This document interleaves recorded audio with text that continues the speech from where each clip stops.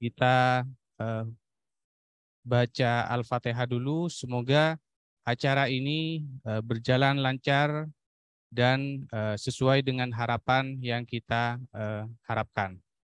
Lahumma Amin. Fatihah.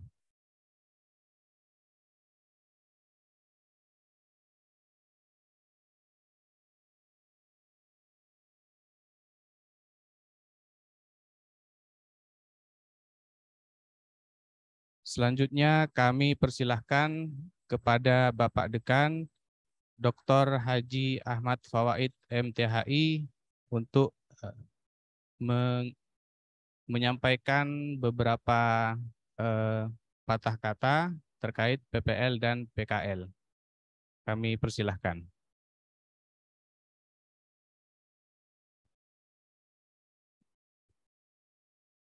Assalamualaikum warahmatullahi wabarakatuh. Bismillahirrahmanirrahim. Alhamdulillahirabbil alamin. Wassalatu wassalamu ala Rasulillah wala haula wala quwata illa billah. Ma ba'du.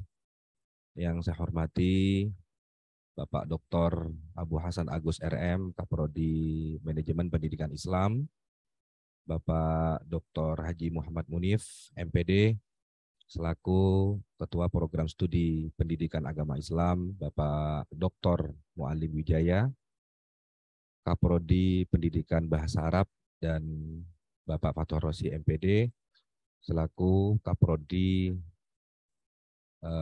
Pendidikan Guru MI, dan seluruh peserta PKL dan PPL yang saya banggakan. Alhamdulillah, syukur kepada Allah pada pagi hari ini kita bisa bertemu, kita bisa melaksanakan kegiatan pembekalan atau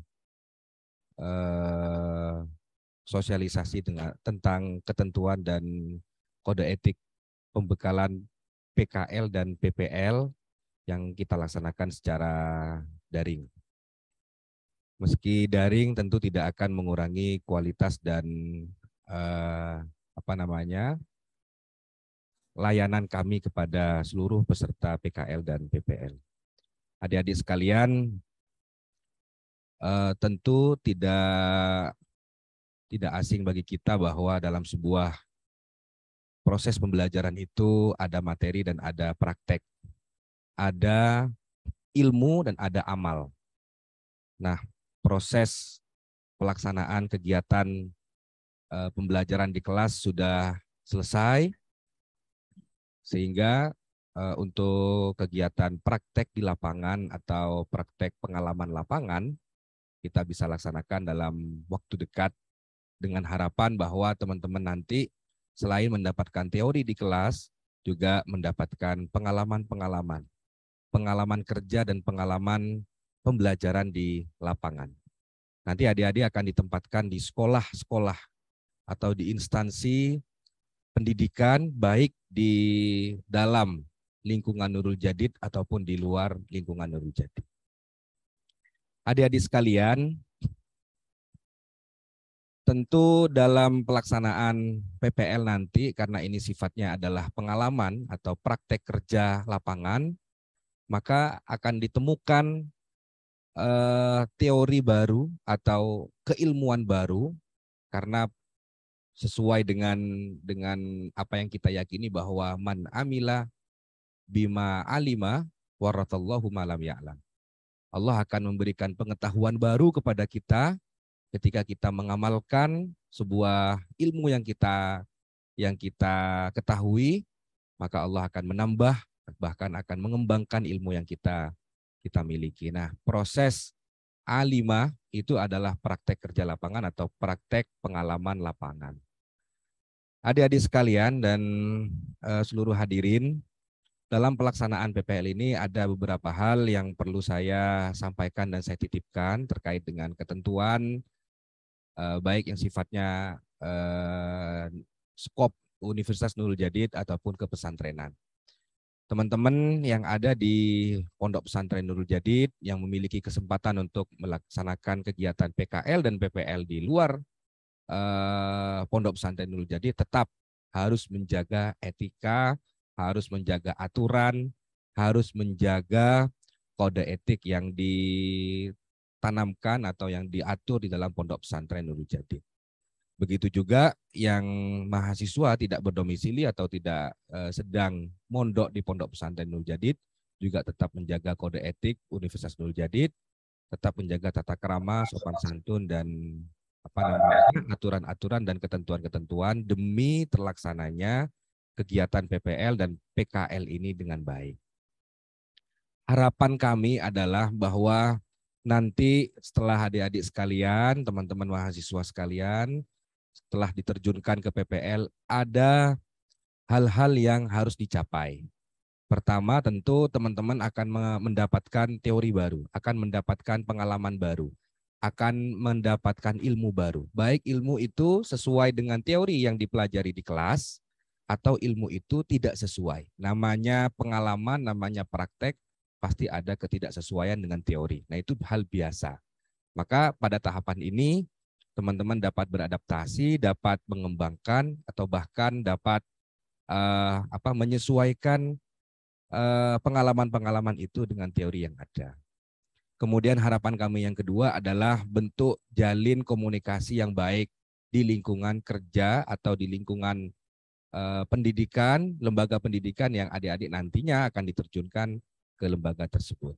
Bentuk komunikasi yang baik, bentuk jalin silaturahim yang baik, baik dengan guru, dengan tenaga pendidik yang ada di sekolah tersebut. Kemudian harapan kami yang ketiga adalah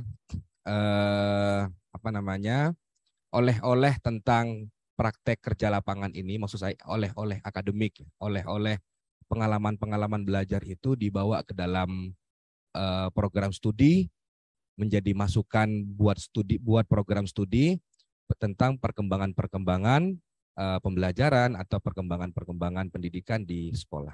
Itu saja mungkin saya ucapkan terakhir, terima kasih kepada seluruh Kaprodi Kependidikan, Pak Munif, Pak Agus, Pak Ongki, dan Pak Mualim yang sudah melaksanakan kegiatan ini dengan baik. Dan juga saya ucapkan mengapresiasi setinggi-tingginya kepada peserta PKL dan PPL ini. Mudah-mudahan PPL nanti akan kita laksanakan sesuai dengan rencana dan seluruhnya bisa mendapatkan hasil yang baik. Lulus semua dengan tetap menjaga aturan dan kode etik tadi yang saya sampaikan. Terima kasih. Wallahu muwaffiq ila aqwamit thoriq. Assalamualaikum warahmatullahi wabarakatuh.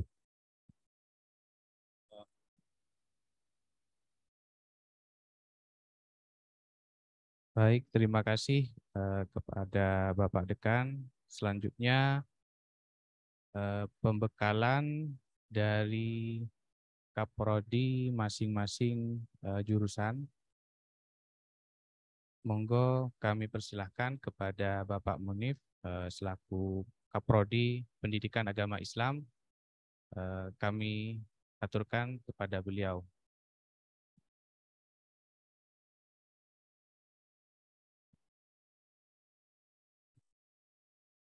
Baik, terima kasih. Untuk menjelaskan ini nanti saya serahkan ke Pak Agus dan Kaprodi yang lain nanti hanya akan membantu apabila nanti ada dialog yang perlu ditanyakan. Jadi biar efektif, efisien waktunya nanti cukup jadi satu karena yang disampaikan itu sama. Jadi nanti diwakili Pak Agus, yang lain akan siap melakukan tanya jawab. Pak Agus, monggo.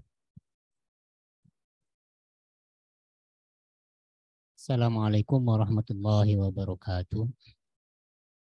Alhamdulillah wassalatu wassalamu ala Rasulillah Sayyidina Muhammad ibn Abdullah wa ala alihi wa sahbihi wa wala la haula wa la quwwata illa billah. Rabbi yassir wa la tu'assir bi tamimil khair amma ba'd.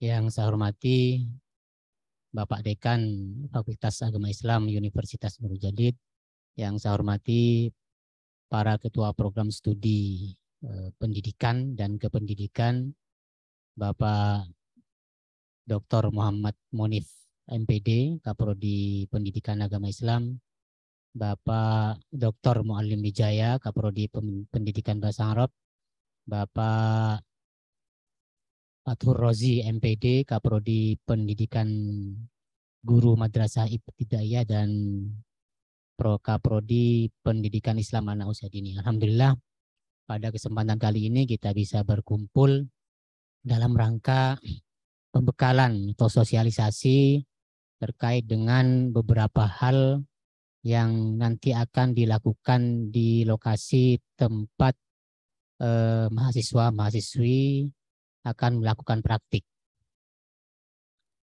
Yang kedua, pada kesempatan kali ini pula kita saya secara pribadi dan secara umum sebagai Ketua Prodi akan menjelaskan secara global terkait dengan apa saja yang perlu dilakukan dan apa saja yang tidak boleh dilakukan di dalam pelaksanaan PPL dan PKL tadi. Kenapa ada penyebutan secara berbeda? Karena memang di sini ada prodi pendidikan dan ada prodi kependidikan. Prodi pendidikan itu biasanya disebut sebagai PPL ya. Praktik pengalaman lapangan. Kalau yang PKL praktik kerja lapangan. Tetapi kemudian setelah ada beberapa istilah baru yang kemudian akan berubah. Jadi sama nanti di keprodian pendidikan itu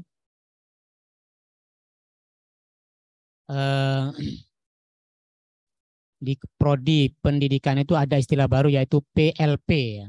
Jadi baik itu di MPI ataupun di pendidikan agama Islam dan PGMI atau PIAUD. PLP itu apa? PLP praktik lapangan persekolahan. Jadi mungkin ada perubahan istilah tetapi teknis pelaksanaannya sama. Baik, bisa share screen host ya.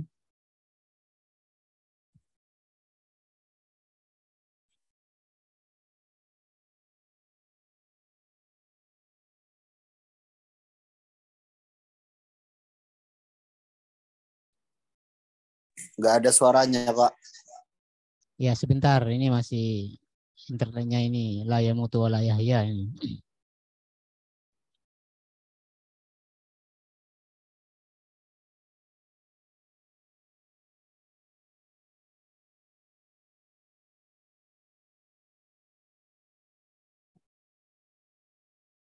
Sebentar.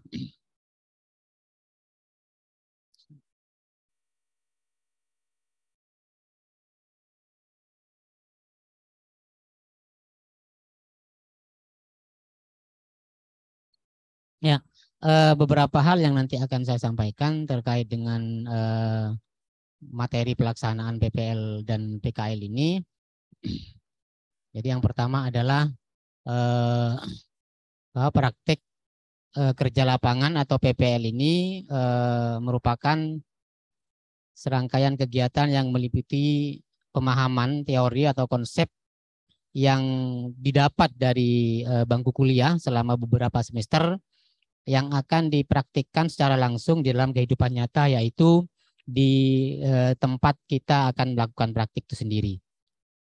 Kemudian yang kedua, PKL atau PPL ini bagaimana kita bisa menambah wacana, pengetahuan, dan keterampilan mahasiswa-mahasiswi serta mampu memecahkan masalah atau problem solving yang ada di beberapa lembaga yang nanti akan menjadi tempat kegiatan itu. Kemudian yang ketiga, bagaimana PPL dan PKL ini dilaksanakan agar mahasiswa dapat memahami dan menerapkan secara baik tentang bidang ilmu yang dipelajari. Jadi di dalam kehidupan di kampus kita melaksanakan beberapa sudah mendapatkan beberapa materi-materi yang kemudian nanti bisa diaplikasikan di lapangan. Apakah teori itu sudah sesuai dengan pelaksanaan aplikatif atau tidak? Nah, ini akan diketahui setelah mahasiswa, saudara-saudara sekalian melakukan kegiatan-kegiatan praktik itu sendiri. Ya, lanjut dasar hukum ya. Dasar hukum sudah jelas bahwa praktik ini di peraturan akademik dan kemahasiswaan itu ada bahwa setiap mahasiswa wajib mengikuti atau melaksanakan praktik kegiatan lapangan atau PPL pada semester 7. Sementara ini diatur di semester 7. Kemudian di kalender akademik juga jelas bahwa pelaksanaan PPL dan PKL ini akan dilaksanakan di semester genap, ya, semester ganjil. Semester ganjil tentunya kita tetap mencari bagaimana agar mahasiswa praktik itu lebih efektif dan efisien. Jadi tidak bersamaan dengan semester UAS ataupun UTS. Karena ketika bersamaan dengan kegiatan-kegiatan itu, maka ada beberapa kegiatan kita yang kemudian tertinggal. Karena pelaksanaan UTS dan UAS itu cukup memakan waktu, sekitar 1 minggu atau 10 hari. Kemudian tujuan dilaksanakan PPL dan PKL ini yang pertama memberikan kesempatan kepada mahasiswa untuk mengaplikasikan teori dan konsep ilmu sesuai dengan program studinya, ya. Kalau MPI, ya, karena ini fokusnya kepada manajemen, ya, tentunya bagaimana pengelolaan di lembaga atau di satuan organisasi tempat Anda semua praktik. Kalau di pendidikan agama Islam, PGMI dan PIAUD, bagaimana Anda bisa memahami atau mengaplikasikan kegiatan-kegiatan atau teori-teori konsep yang diperoleh di bangku kuliah, seperti bagaimana proses pembelajaran, perangkat pembelajaran, dan lain sebagainya. Tapi kalau MPI tidak menyentuh ke itu, hanya bagaimana pengelolaan saja. Kemudian yang kedua, memberi kesempatan kepada mahasiswa untuk memperoleh pengalaman praktis, ya, sesuai dengan pengetahuan dan keterampilan program studinya. Jadi secara spesifik kalau PAI silakan apa yang didapat di bangku kuliah, nah itu yang kemudian diaplikasikan di lapangan. Tapi kemudian apakah teori itu sesuai dengan kenyataan, maka Anda bisa membuktikannya nanti ketika Anda praktik. Kemudian yang ketiga, memberi kesempatan kepada mahasiswa untuk menganalisa, ya, menganalisis, mengkaji dengan kenyataan kegiatan penerapan ilmu pengetahuan di satuan organisasi atau lembaga pendidikan.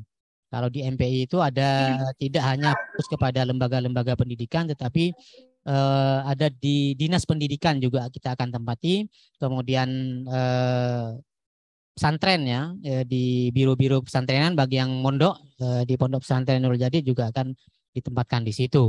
Karena memang fokusnya MPI itu adalah pengelolaannya, manajemennya. Jadi untuk semester ini, bisa jadi untuk semester depan karena kurikulumnya baru ada PKL 1, PKL 2. PKL 1 itu fokus kepada pesantren, PKL 2-nya fokus di lembaga pendidikan. Nah, untuk semester ini ya hanya satu saja, PKL 2, ya. Kalau PKL 1 teori di bangku kuliah. Kemudian yang keempat, menguji, ya. Menguji kemampuan mahasiswa dalam pengetahuan, keterampilan, dan kemampuan dalam penerapan pengetahuan atau perilaku mahasiswa dalam ya dunia kerja, ya, sebenarnya. Jadi Anda praktik itu sebenarnya bagaimana memanfaatkan ilmu, teori-teori, ilmu pengetahuan itu di dunia kerja. Kemudian yang kelima, ini yang tidak kalah pentingnya, yaitu mendapatkan umpan balik dari baik itu di dunia pendidikan atau dunia pesantren mengenai kemampuan mahasiswa, ya, dan kebutuhan dunia pendidikan guna pengembangan kurikulum dan proses pembelajaran bagi program studi pendidikan ini dan kependidikan. Jadi kita semua akan mendapatkan umpan balik, ya, dari dunia pendidikan itu, bagaimana sebenarnya, oh begini ternyata di lapangan. Saya belajar teori ternyata ada beberapa yang tidak sesuai dengan konsep yang saya pikir ketika di bangku kuliah. Nah, itu memang kenyataan yang akan terjadi di lapangan. Kita tidak bisa menyalahkan teorinya, juga tidak bisa menyalahkan tingkatan aplikatif di lapangan itu. Sama-sama ada benarnya dan sama-sama juga ada beberapa kelemahan-kelemahan. Kemudian apa manfaatnya dalam mengikuti kegiatan praktik-praktik ini? Yaitu mahasiswa dapat mendapatkan kesempatan untuk menerapkan ilmu pengetahuan dalam dunia pekerjaan secara nyata, ya. Bukan lagi di awang-awang, ya. tingkatan ini sudah merupakan akan bekerja secara sesungguhnya ya di lembaga pendidikan itu sendiri. Jadi tidak boleh main-main bagaimana sebenarnya tanggung jawab yang diberikan yang dibebankan kepada Anda itu harus dilakukan secara sepenuhnya atau sepenuh hati. Kemudian mahasiswa memperoleh pengalaman praktis dalam menerapkan ilmu pengetahuan, teori atau konsep sesuai dengan program studinya. Yang ketiga, mahasiswa memperoleh kesempatan untuk dapat menganalisis masalah yang berkaitan dengan ilmu pengetahuan. Nah, analisa ini nanti ada form-form tertentu yang perlu diisi oleh saudara-saudari sekalian. Yang kita sudah menyiapkan form yang perlu diisi ya setiap hari ya.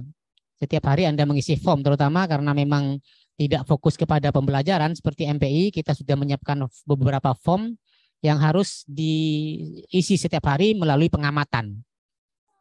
Pengamatan Anda setiap harinya dalam melakukan menerapkan ilmu manajemen itu.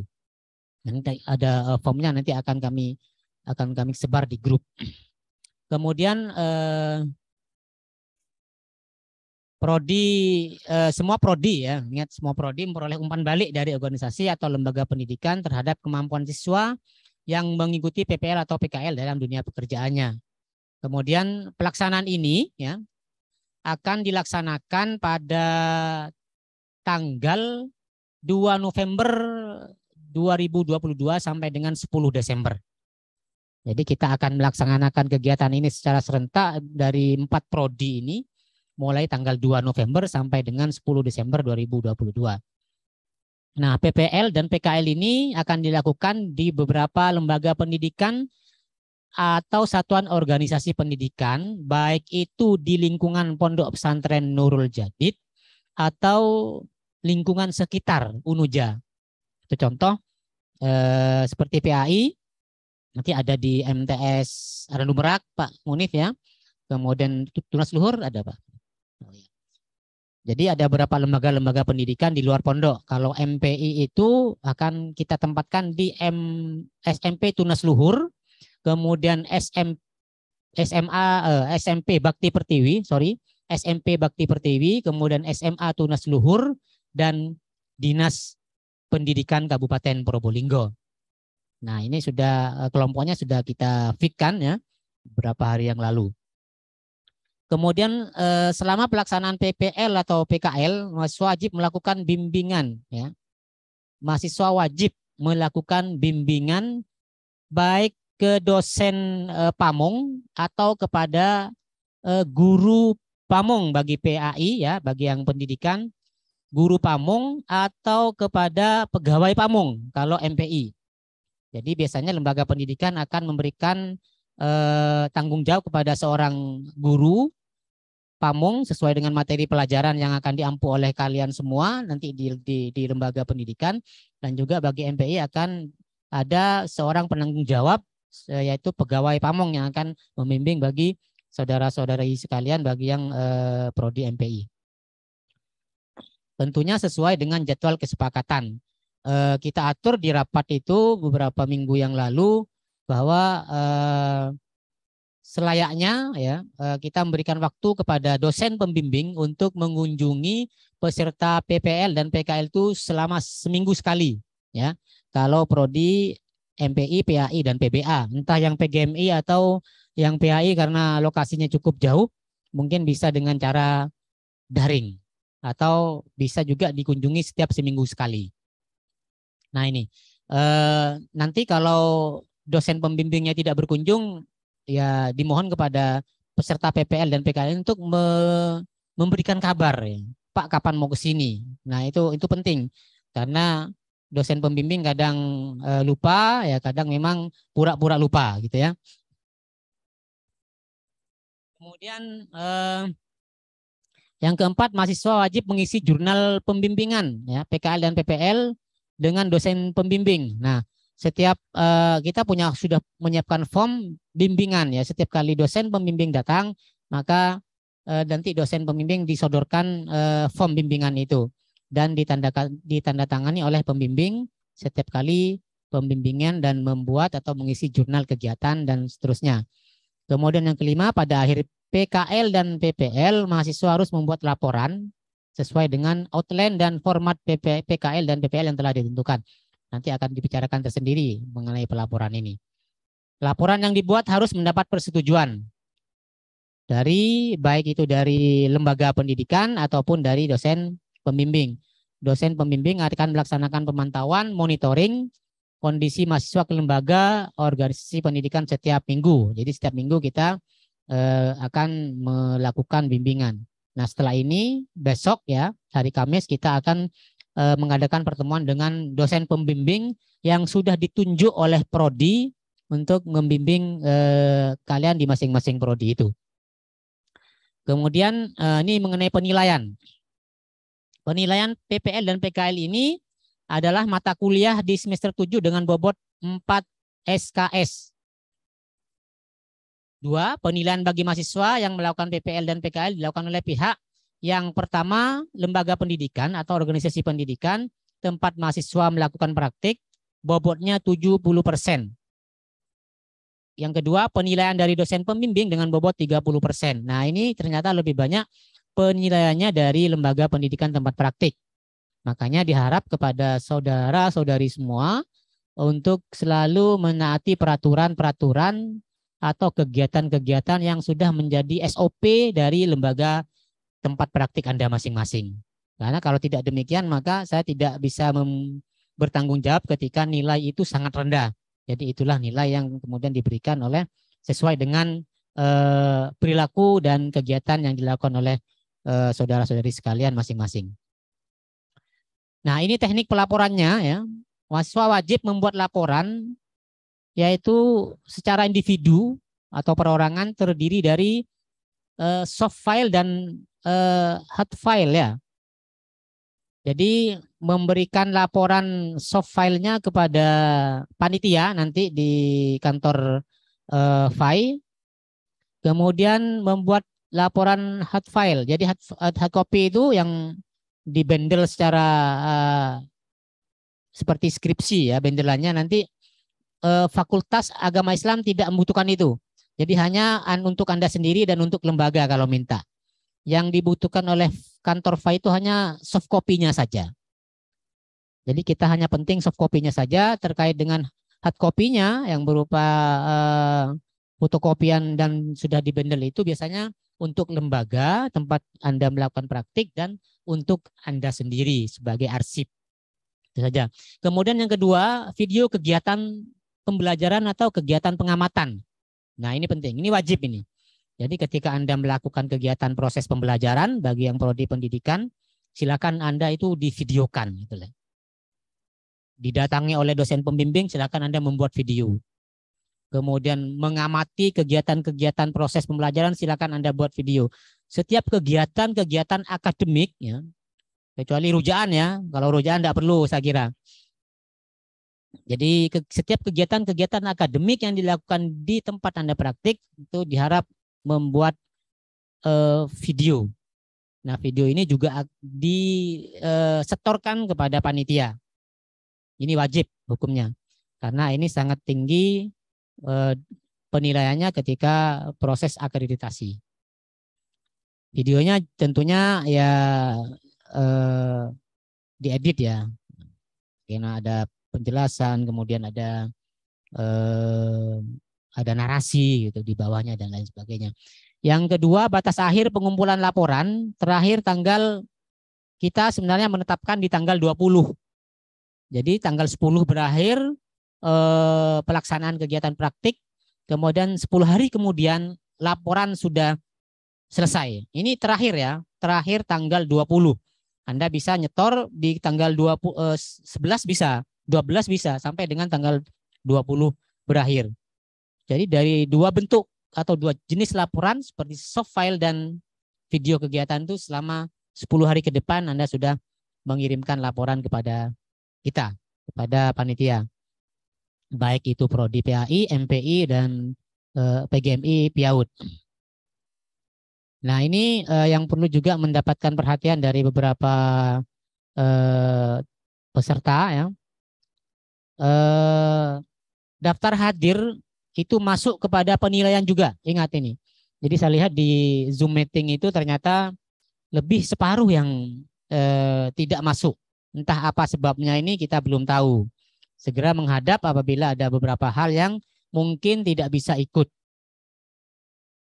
Karena daftar hadir itu merupakan bentuk penilaian juga dari kita ya, dari dosen pembimbing, berikut dari panitia. Tata tertib ya. Dalam pelaksanaan PKL dan PPL, mahasiswa wajib menerapkan sikap disiplin yang tinggi dan berpegang pada ketentuan yang berlaku pada satuan organisasi atau lembaga pendidikan dan atau peraturan yang berlaku di Pondok Pesantren Nurul Jadid dan atau di UNUJA. Nah, ini terutama yang mondok ini tetap berlaku peraturan pesantren dan berlaku peraturan UNUJA. Bagi yang tidak mondok bagaimana? Tetap sama ya. Tetap tata tertib atau kode etik yang ada di UNUJA akan berlaku juga kepada Anda yang tidak mondok. Terutama yang MPI ini. MPI ini kumpul ya putra-putri dalam satu lembaga yang di luar pondok itu.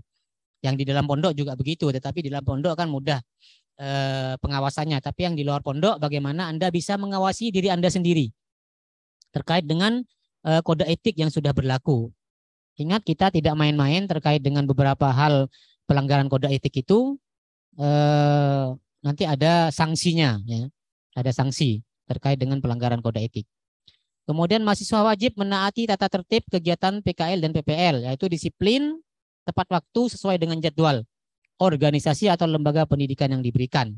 Lembaga pendidikan biasanya pukul 6.30, kalau di luar pondok itu sudah masuk 6:30.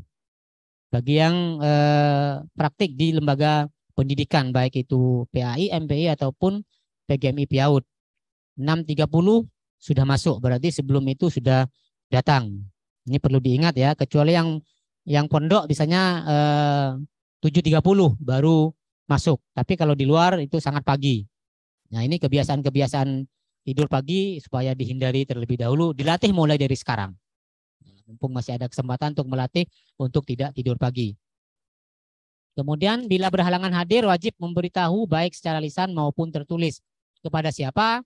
Tentunya kepada teman-teman Anda atau kepada dosen pembimbing. Alasannya apa?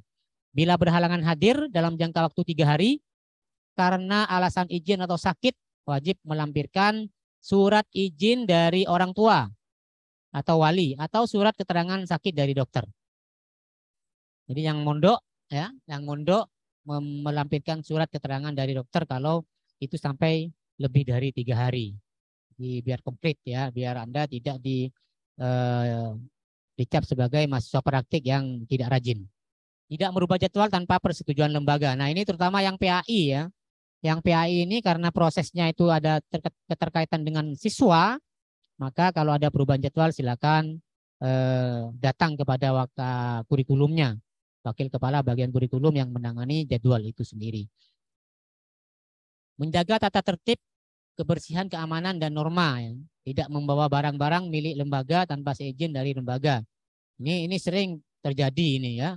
Sering terjadi. Barang kecil tapi berharga ya. Seperti HDMI itu kecil tapi berharga bagi yang tidak memiliki. Nah ini sebaiknya jangan dilakukan. Tidak melakukan kegiatan yang melanggar norma kesusilaan. Ingat, kode etik yang pesantren dan UNUJA itu tetap berlaku bagi pelaksanaan PPL dan PKL walaupun di luar pesantren. Tidak melakukan kegiatan-kegiatan yang bersifat merugikan nama baik Pondok Pesantren Nurul Jadid, UNUJA dan lembaga. Nah, pakaian mengenakan seragam putra dan juga perlu mendapatkan perhatian bagi para praktikannya. Putra kemeja putih, celana hitam, bukan levis atau jean ya. Karena jean ya, mengenakan seragam putra kemeja putih, celana hitam, bukan levis atau jean. Ya. Bukan training ya gini. Jadi bukan levis atau jean, celana kain ya. Celana kain warna hitam, warna gelap. Oke lah kalau tidak warna hitam, warna gelap. Ya. Tapi bukan levis dan bukan jean. Nanti prodi masing-masing secara tegas ya akan memulangkan Anda kalau kebetulan ketika berkunjung ke sana tidak menggunakan celana hitam gelap yang selain jin ini. Jaket alma mater dan berkopiah. Ingat jaket alma mater, kalau yang sudah hilang silakan pinjam dulu. Ini wajib dibawa jaket alma mater ini. Bagi yang tidak berkopiah ya silakan rambutnya disisir rapi ya. Pakai minyak ya, minyak rambut biar kelimis-kelimis. Jangan pakai minyak keltek. Untuk putri kemeja putih, rok panjang hitam. Ingat, karena rok itu ada dua jenis, ada rok pendek dan ada rok panjang. Ini rok panjang ya, hitam. Ingatan kalau ada sebelahannya jangan terlalu lebar sebelahannya. Misalnya kalau yang dari luar ini sebelahannya agak ini ya, ya itu berbahaya, berbahaya bagi kaum Hawa ya, bagi kaum Adam. Jaket alma mater juga wajib ya, dan kerudung hitam ya, hitam Pak Munib ya. Hah? Kerudung putih. Putih atau hitam? Putih ya. Ya, putih. Kerudung putih. Kalau yang di dalam pondok mungkin bisa hitam putih ya, tapi seragam ya. Seragam.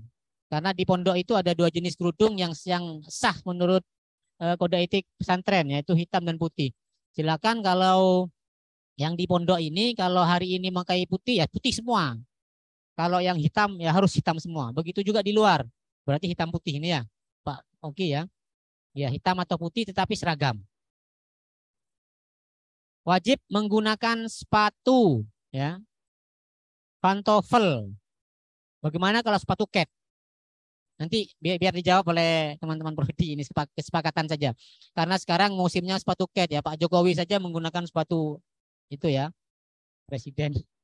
Kalau dulu memang tidak lazim, tapi sekarang kayaknya sudah lazim. Bahkan dosen juga banyak menggunakan sepatu itu ya. Ya, baik kita diskusikan ini. Tapi intinya wajib menggunakan sepatu. Tidak mengabsenkan teman seperguruan tinggi. Nah ini tidak boleh mengabsenkan teman ya. Jangan-jangan titip absen. Jadi kalau ketahuan nanti biasanya dosen pamong juga guru pamong atau pegawai pamong juga akan memberikan informasi kepada dosen pembimbing. Bagaimana sikap atau attitude yang Anda lakukan di tempat praktikan itu. Selalu berkoordinasi dengan dosen pembimbing bila menemui permasalahan di tempat PKL. Nah, tidak lupa ya karena dosen pembimbing Anda siap sepenuhnya untuk melakukan kegiatan-kegiatan pendampingan itu mulai dari tanggal 2 November sampai dengan tanggal 20 Desember ya. Ingat sampai dengan tanggal 20 Desember berakhirnya Anda melakukan kegiatan pelaporan itu. Jadi pembimbingan dosen bukan berakhir tanggal 10 tapi tetap tanggal 20. Terkait dengan pembimbingan penulisan laporan secara individu itu. Sanksi. Nah, ini ya. Apabila mahasiswa melakukan pelanggaran, maka sanksinya jelas. Peringatan atau teguran secara lisan atau tertulis oleh pihak UNUJA, dalam hal ini Fakultas Agama Islam. Sanksi akademis berupa dikeluarkan dari tempat PKL. Jadi ada ini yang non kependidikan sudah ada yang dikeluarkan. Ingat, ada beberapa yang dikeluarkan dari apakah ekonomi syariah atau perbankan syariah itu. Dikeluarkan kemudian tidak boleh ikut PKL karena melakukan pelanggaran-pelanggaran kode etik yang sudah ditentukan. Dikeluarkan dari tempat PKL maka tidak ada penggantian tempat PKL dan secara otomatis mahasiswa tersebut harus mengulang program PKL pada tahun berikutnya atau secara ekstrim ya akan dikembalikan kepada orang tua atau wali. Ingat ini perlu diingat. Baru-baru ini sudah ada yang dikeluarkan ya. Ada 2 orang yang dikeluarkan dari pesantren dan UNUJA. Jadi dia dikeluarkan dari UNUJA, masih untung UNUJA memberikan surat mutasi. Kalau tidak berarti dia harus memulai dari semester awal lagi. Begitu. Ini perlu diingat baik itu yang terutama yang di luar pondok. Kalau di lingkungan pondok ya sama saja sebenarnya ya karena kalau kesalahan itu kalau ketika ada kesempatan. Jadi baik itu di dalam pondok ataupun di luar pondok. Jadi sanksinya jelas akan dikeluarkan dari pesantren dan UNUJA dan akan dikembalikan kepada orang tuanya. masih untung diberikan surat mutasi. Kalau tidak, maka Anda harus mengulang dari semester 1 lagi. Itu saja yang dapat saya sampaikan secara global, permasalahan-permasalahan secara spesifik dari masing-masing prodi, baik PAI, MPI, PBA, PGMI, dan PIAUD. Nanti akan dibuka sesi tanya jawab yang akan dijawab secara langsung oleh kaprodi masing-masing. Demikian dari saya. Wallahul muwaffiq ila aqwamit thoriq. Assalamualaikum warahmatullahi wabarakatuh. Assalamualaikum warahmatullahi wabarakatuh. Terima kasih. Ya, terima kasih kepada Bapak Agus terkait pembekalan dari beliau, yang mana ada beberapa hal yang sudah disampaikan dengan beliau terkait tujuan, terus peraturan-peraturan yang sudah disampaikan dengan beliau, bahwa ada beberapa hal juga yang sangat perlu diperhatikan di lembaga tempat praktek atau lembaga tempat PKL atau PPL. Baik, selanjutnya mungkin ada tambahan dulu dari Bapak Kaprodi. Kami persilahkan kepada Bapak Munif. Baik, terima kasih. Assalamualaikum warahmatullahi wabarakatuh. Menambah sedikit dari yang dijelaskan oleh Pak Agus tadi, sudah lengkap. Kemudian saya menambah tentang penilaian.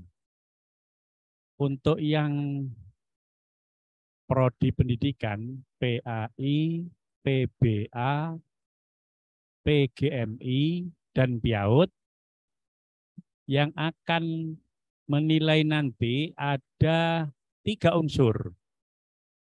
Yang pertama adalah unsur guru pamong. Siapa guru pamong itu? Yaitu orang guru di sekolah tempat Anda PPL yang ditunjuk oleh kepala sekolah untuk mendampingi Anda ketika PPL. Nanti akan ditunjuk oleh kepala sekolah siapa yang mendampingi Anda sebagai guru pamong di sekolah itu.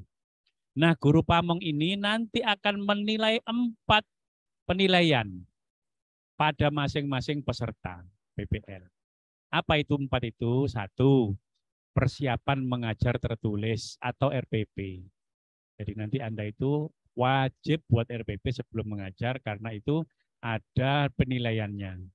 Persiapan mengajar tertulis atau RPP 1.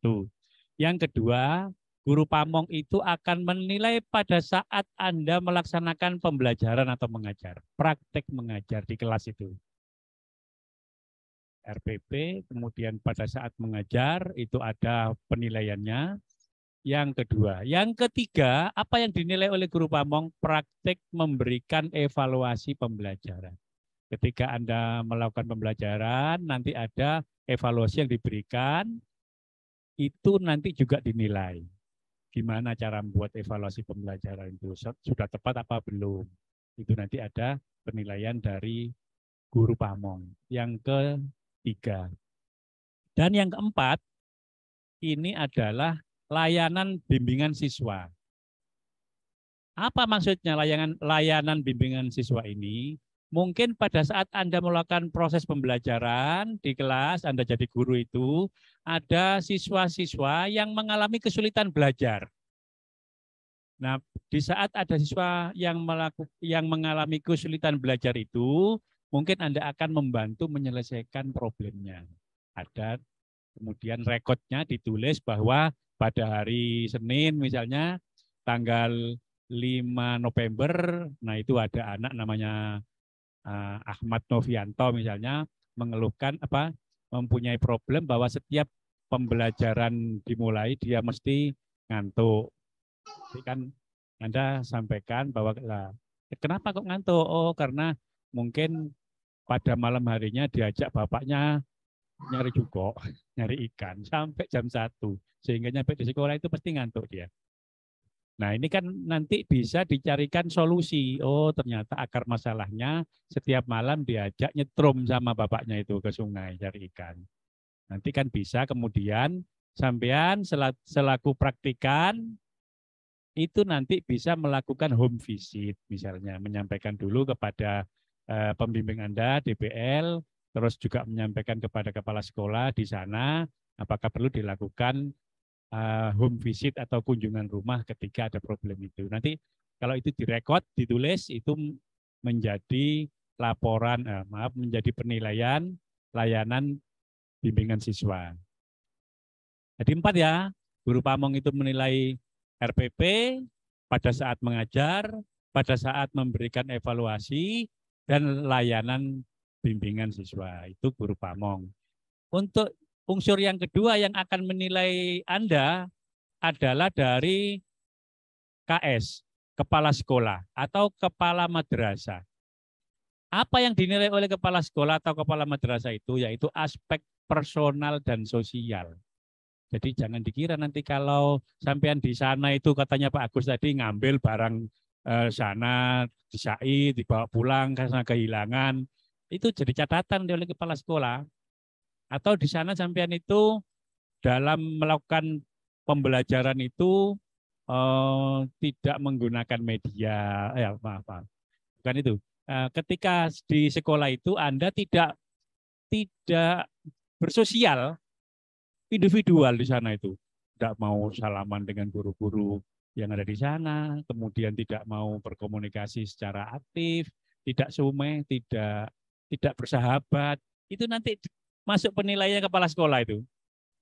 Sikap Anda yang aco tak aco itu jadi penilaian. Makanya nanti di sana itu Anda sikap sosial dan personal itu harus menampakkan bahwa Anda itu seorang calon guru gitu ya. Itu kepala sekolah. Kemudian penilai yang selanjutnya adalah DPL Anda, dosen pembimbing lapangan Anda. Apa yang dinilai oleh DPL Anda itu? Yang pertama adalah RPP-nya, perangkat pembelajaran yang tadi dibuat itu. Kemudian yang kedua yang akan dinilai oleh DPL adalah laporan hasil PPL secara individual yang sudah disampaikan oleh Pak Agus tadi. Itu yang akan menilai Anda. Nanti sistematika pelaporan tidak saya jelaskan di forum ini, tapi nanti ada grup yang bisa saya share sehingga Anda bisa mempelajari secara otodidak. Yang tidak paham ditanyakan ke kami atau ke dosen pembimbing lapangan. Saya kira itu tambahannya, saya kembalikan ke Pak Faiz. Oke, terima kasih Bapak Munif. Selanjutnya kami buka termin pertanyaan terkait beberapa hal yang mungkin belum disampaikan atau beberapa hal unek-unek terkait PPL, PKL nantinya di lapangan. Untuk pertanyaan pertama mungkin saya buka satu penanya dulu. Bisa dipersilahkan. Baik. Atau mungkin bisa langsung pakai chat atau langsung media video ini. Zoom. Baik Pak, izinkan saya bertanya Pak. Ya. Monggo dipersilahkan, perkenalkan diri, namanya, prodi apa, terus pertanyaannya. Assalamualaikum warahmatullahi wabarakatuh. Perkenalkan, nama saya Saiful Bahri, prodi MPI. Sebelum ke pertanyaan ya Pak, ada beberapa yang ingin saya sampaikan Pak. Ini yang pertama terkait apakah bisa ikut PKL yang notabene itu melihat mitra-mitra sekolah yang di luar, yang tentunya banyak mitra-mitra sekolah yang kurang atau belum maju lah Pak. Jadi menurut saya lebih tepat jika teman-teman mahasiswa ya Pak. Apalagi saya menginginkan sekali menambah wawasan dan pengalaman baru di mitra-mitra sekolah yang notabene itu kurang maju itu Pak. Kalau melihat di beberapa prodi-prodi khususnya di Soshum, di prodi yang lain, tentu banyak sekali teman-teman mahasiswa yang memang sudah dipetakan, sudah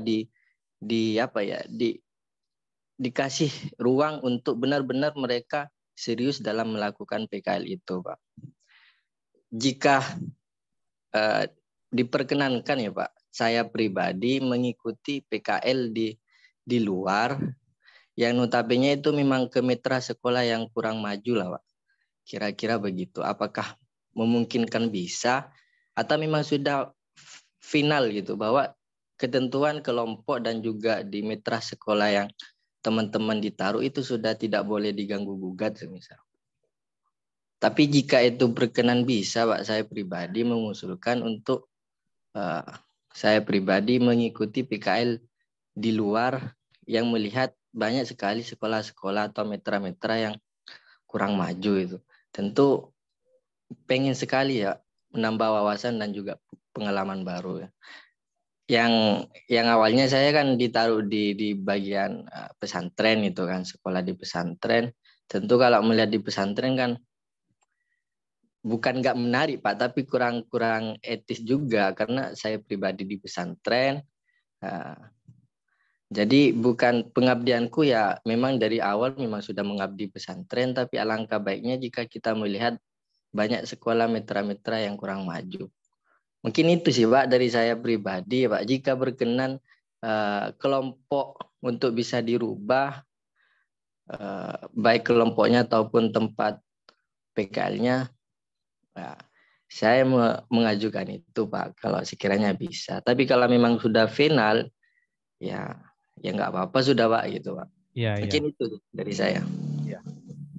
Berarti bukan pertanyaan ya, usulan ini, usulan. Gimana? Prodi MPI ya, mungkin kami langsung jawab saja ya. Kami persilahkan kepada Pak Agus selaku Prodi MPI. Dipersilahkan.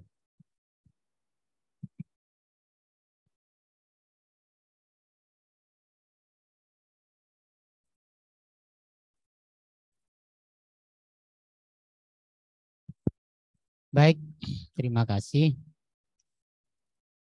Kalau ingin belajar dan menambah wawasan, ya silakan Anda melakukan praktik di lembaga-lembaga yang maju. Itu ya.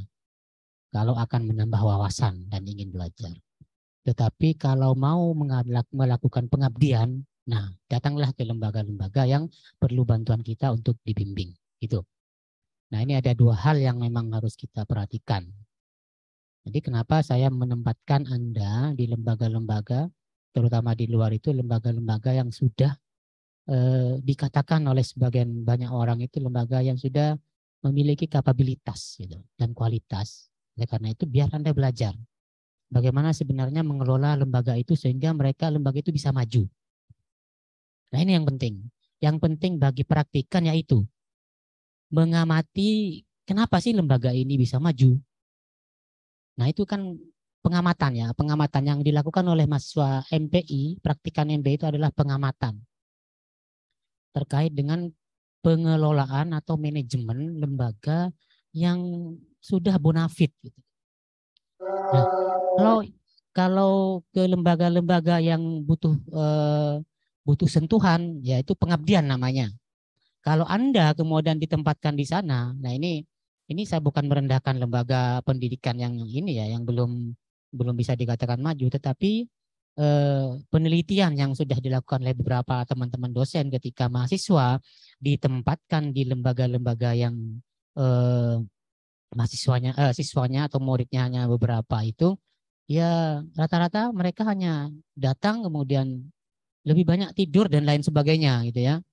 Jadi kalau untuk pengabdian ke sana, tapi kalau untuk menambah wawasan dan meningkatkan kualitas diri Anda, maka datanglah ke sekolah-sekolah yang maju itu. Demikian dari saya. Assalamualaikum warahmatullahi wabarakatuh.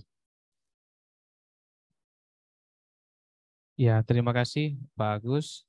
Selanjutnya termin kedua kami buka penanya lagi. Yang tadi mungkin usulan sekaligus pertanyaan mungkin tadi ya. Iya, saya buka di chatting dulu ya. Ada beberapa pertanyaan ini Saya ambil yang paling apa namanya?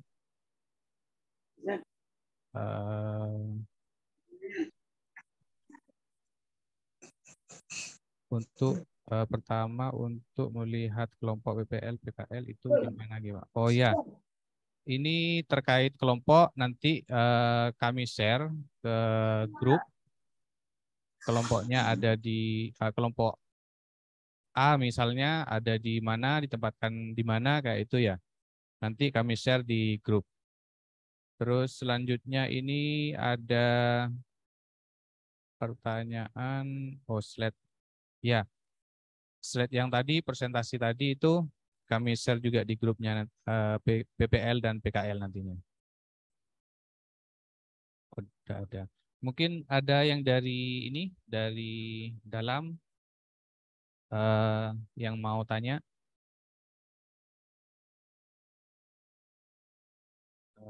Di chat.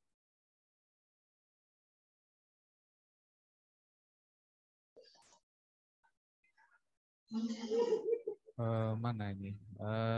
Saya ya. Zahratul ya, ini Pak Faiz ya. Ini ada Zahratul Firdausiyah nanya. Zahratul.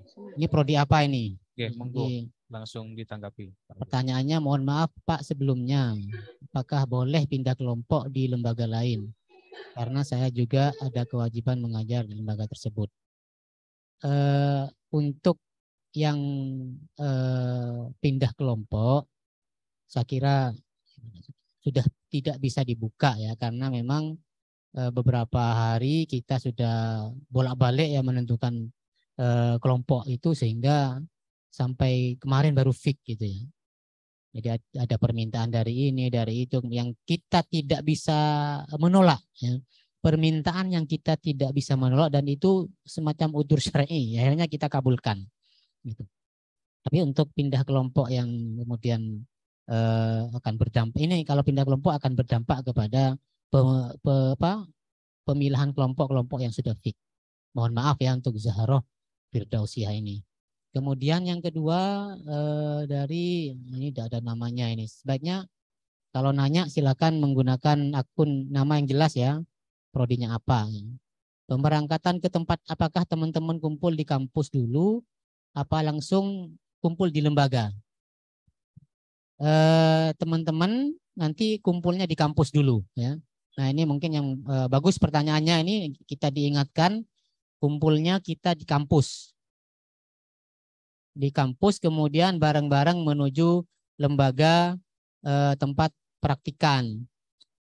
Nanti akan kita share 6 bagian kelompok-kelompoknya dan juga DPL beserta nomor kontak beliau.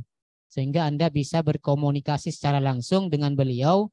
Bisa saja nanti walaupun kita mengatur pemberangkatan itu akan dilakukan di berangkat dari kampus, tapi kemudian yang Keraksan umpamanya ya, yang sudah ada standby di sana, PPL-nya di Keraksan, kemudian dia orang Keraksan.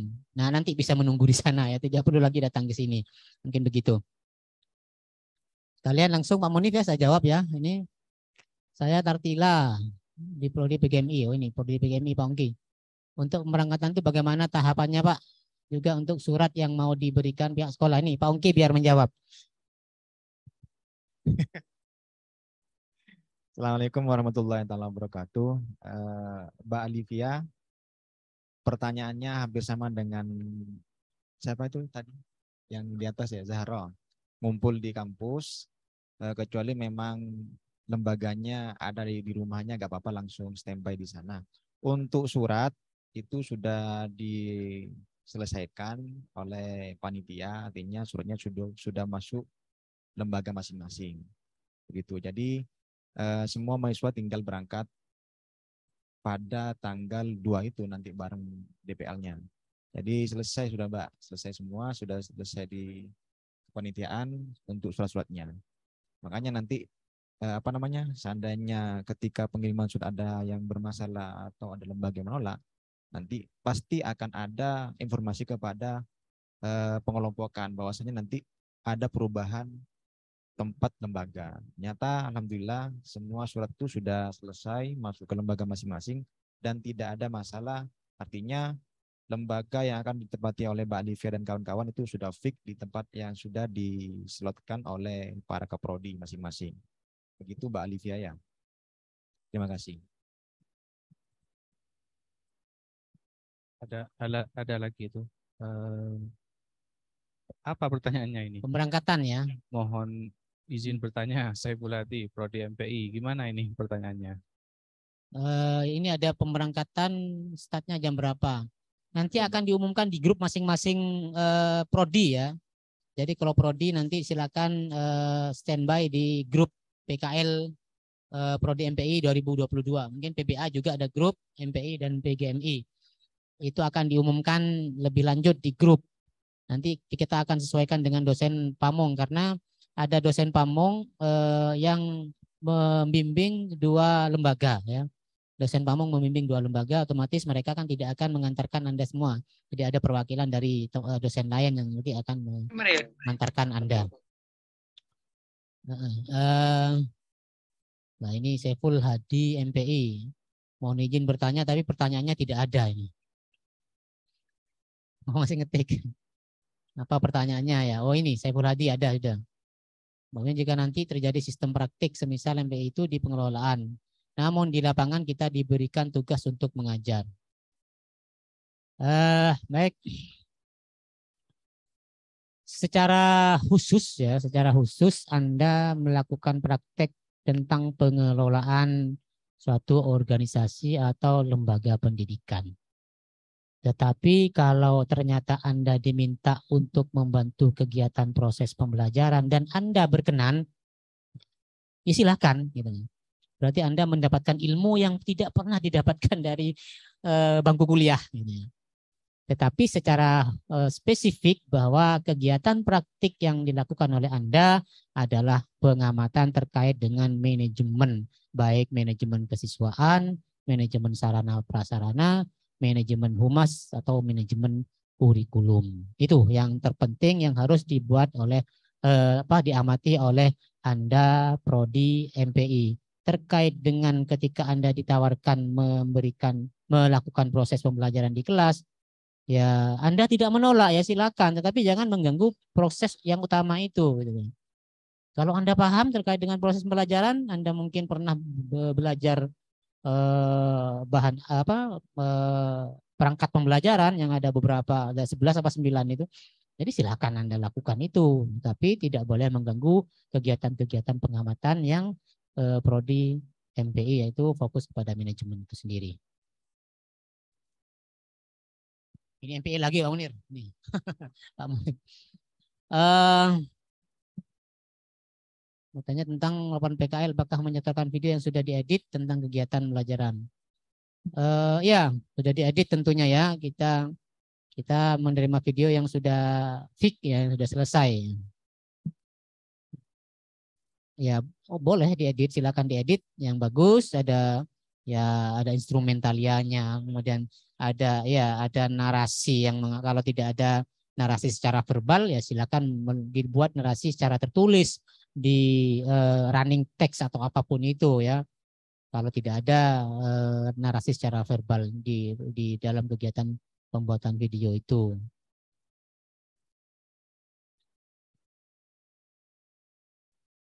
MPI lagi ini praktik semisal itu di pengelolaan, namun di lapangan kita diberikan tugas untuk mengajar. Sudah saya jawab barusan. Ya.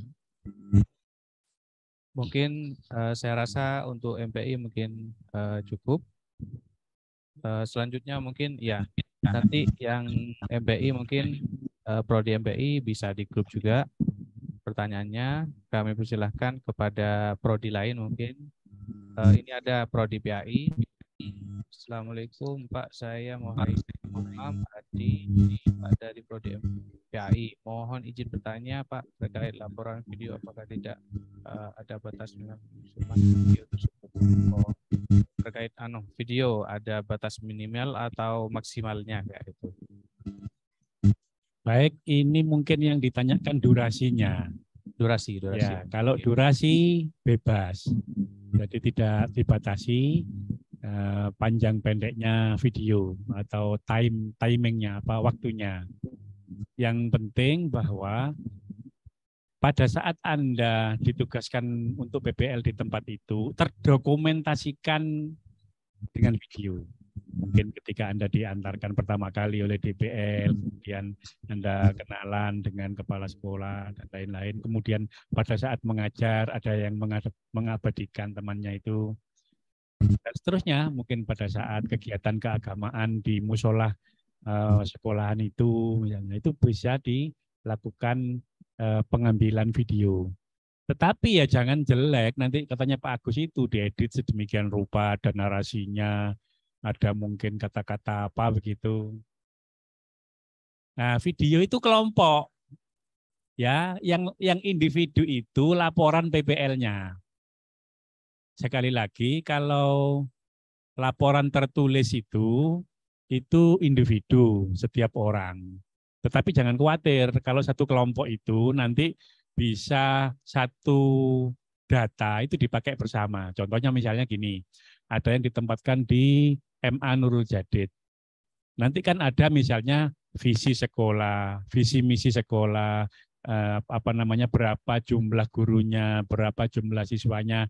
Itu kan satu kelompok sama itu, nggak mungkin visi misinya berbeda-beda. Nah itu bisa nanti one for all, satu untuk semua. Ya gitu. Tetapi RPP-nya ya jangan sesuai dengan orang-orang yang sudah ditugasi itu. Ngajar SKI kah, ngajar akidah halak, ngajar misalnya Quran hadis dan sebagainya. RPP-nya beda. Kemudian videonya itu satu sekolah, satu video. Manje saja satu. Kemudian SMA Nurul Jadid satu, MTS Nurul Jadid satu, MAN satu, jadi satu video. Tetapi bisa mengambil spot dari beberapa kegiatan itu, sekiranya nanti dipermak jadi bagus. Ini begini rencananya, video itu kami arsip di masing-masing prodi, MPI, PGMI, PPA dan sebagainya. Nanti kita arsip, barangkali nanti bermanfaat bagi akreditasi prodi. Misalnya yang PAI ini yang tanya tadi. Saya nulis bahwa kegiatan PPL dilaksanakan pada mahasiswa semester 7 program studi pendidikan agama Islam. Video selengkapnya klik di sini, misalnya begitu. Ada linknya. Begitu diklik itu, yang penilai akreditasi itu diklik itu, sampean muncul itu. Nah, sampean muncul melakukan kegiatan PPL itu kan malah lebih bagus itu daripada hanya laporan tertulis. Itu saya kira itu Pak.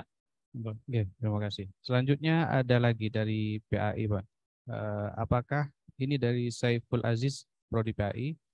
Satu, apakah PKL ini ditentukan oleh kampus? Terus dua, bagaimana dengan teman-teman mahasiswa yang sudah mempunyai kewajiban di sekolah masing-masing atau mengajar? Bagaimana cara mengatasinya? Itu. Ya baik, jadi untuk penentuan plotting nama-nama mahasiswa itu, saya jelaskan bahwa yang di dalam pondok pesantren, maka dia melakukan PPL di lingkungan Yayasan Nurul Jadid. Jadi lembaga-lembaga pendidikan yang di bawah naungan Yayasan Nurul Jadid. Mulai dari MIN-M Pak ya namanya ya.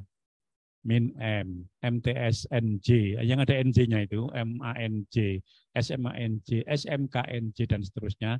Jadi harapan kami yang di dalam itu tidak mengambil tempat PPL di luar karena ya resiko juga izin tiap hari dan sebagainya. Dan jangan khawatir, MANJ, SMANJ, SMKNJ itu rata-rata kami sudah menempatkan sekolah-sekolah berakreditasi unggul. Jadi katanya Pak Agus itu betul, kalau kita mau PPL, yang bagus itu ditempatkan di sekolah yang unggul, yang hebat. Sehingga kita itu banyak mendapat pelajaran berharga. Tapi kalau ditempatkan di sekolah yang muridnya 3, 5, terus kecil-kecil gitu, itu pengabdian, betul itu. Kita akan mengabdi bagaimana meningkatkan jumlah siswa itu. Mungkin kita di sana akan, kalau MPI mungkin bagaimana itu dilakukan branding image, kemudian marketing pendidikannya jalan, itu nanti kegiatannya beda. Itu PKM, pengabdian kepada masyarakat. Apalagi tadi, Mas? Oke, selanjutnya ada lagi Bentar, saya tambahin lagi. oke. Jadi plotting tempat dan nama-nama orang itu monggo bismillah sudah. Jangan berpikir aduh kok enak, ya belum tentu. Makanya perlu untuk dijalani dulu ya. Yang di luar saya tempatkan di luar, yang dalam sudah bismillah Anda niat untuk melakukan PPL. Aduh, saya menginginkan di MTSNJ, taruh di Mance. Sudah hilangkan perasaan itu. Bismillah saya di Mance, pasti ada sesuatu yang baru bagi saya, akan mendapat ilmu yang baru begitu. Kalau dituruti, nanti yang di SMANJ, SMKNJ, yang di Mance, SMKNJ, itu aduh, saya mengajar orang-orang sudah SMA ini, gawat ini. Biasanya kan gitu. Nyaman banget nang MTS SMP. Enggak sudah. Nanti itu akan Anda mendapatkan pelajaran berharga. Oh, tantangan itu harus dicoba dilalui. Jangan kemudian pesimis. Mata pakai SMK curah itu nak kanan deh. Misalnya ini. Jangan. Bismillah. Oh, ini bukan keket, ini bukan masalah berkelahi, tapi bagaimana kita mampu untuk melaksanakan PPL dengan baik. Jadi Bismillah. Jangan bergeser-geser, sudah yang di luar sudah ditentukan itu, bismillah, jalan. Atau kalau misalnya mau pindah-pindah tempat, bingung, tahun depan, ya enak itu sudah. PPL tahun depan.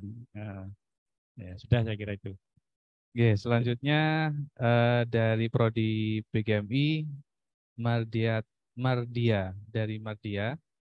Izin bertanya Pak, untuk pakaian sudah dijelaskan sebelum diwajibkan untuk memakai rok panjang dan kemeja putih. Apakah boleh Pak memakai pakaian lain selain kemeja putih, semisal memakai baju batik? Baik Mbak Mardia.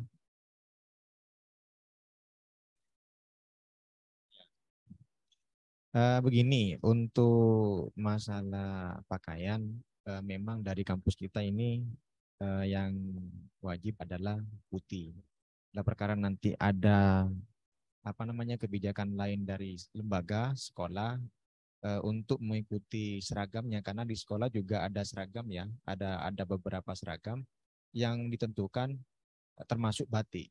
Entah hari, biasanya 3 hari seragam ini, 3 hari seragam ini. Nah, di lembaga-lembaga biasanya itu punya seragam khusus batik. Nah, semisal nanti ada kebijakan nanti mahasiswa PPL juga diharuskan menggunakan seragam yang hampir sama, contoh batik semisal, seperti yang ditanyakan, ya sah-sah saja. Artinya tidak melanggar kode etik yang sudah ditentukan. Tapi tetap membawa alma mater selama proses PPL itu selama 40 hari.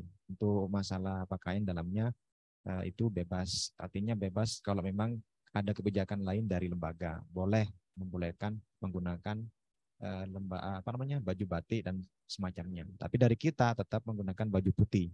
Itu. Terima kasih. Oke, selanjutnya tanya transport ini Pak dari PHI, dari Prodi PHI. Pak mau tanya apakah ada uang transport katanya. Ya, ini monggo ini. Yang ditanyakan uang transport, ya dapat transport dari orang tuanya masing-masing. Jadi begini, Anda dalam melaksanakan PPL itu tidak diberi transport oleh kampus, ya tidak diberi transport. Jadi ya ini sudah tidak ada urusan keuangan itu, enggak. Hanya urusan administratif saja, laporan, pembimbingan, dan lain-lain itu. Tapi kalau dikasih transport enggak.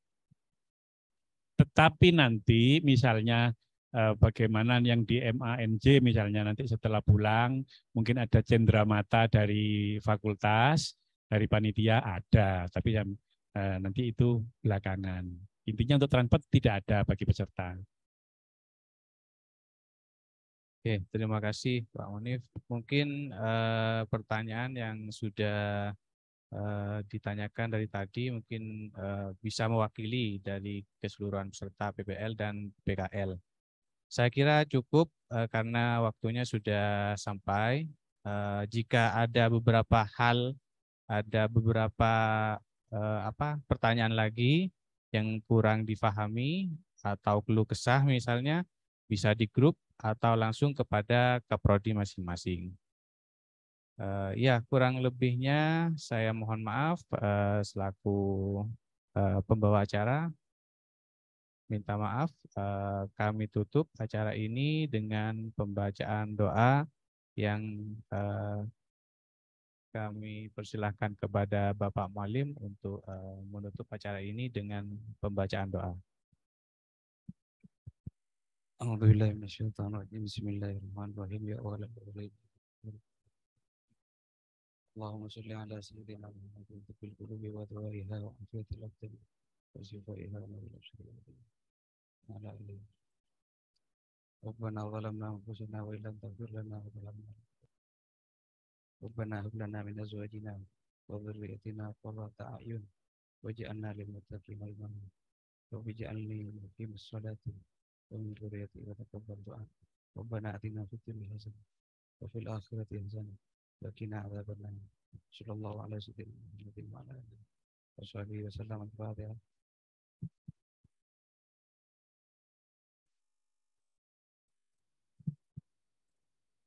Terima kasih kami sampaikan. Mohon maaf jika ada kekeliruan.